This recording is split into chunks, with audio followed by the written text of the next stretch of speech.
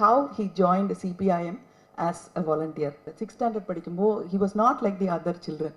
സ്കൂളിൽ നിന്ന് വന്ന് he'll throw his backpack and he'll sit in front of the TV and TV കാണുന്നത് parliament ചാനലാണ്.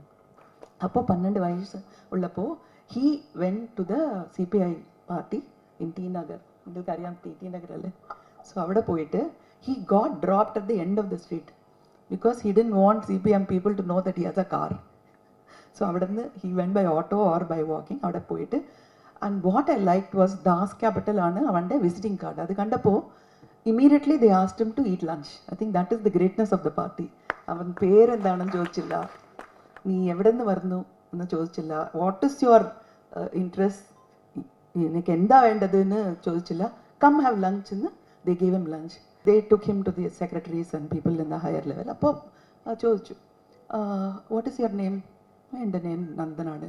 ഫാദറിൻ്റെ പേര് സുബ്രഹ്മണ്യം എന്ന് പറഞ്ഞു. മണിരത്നം പറഞ്ഞില്ല.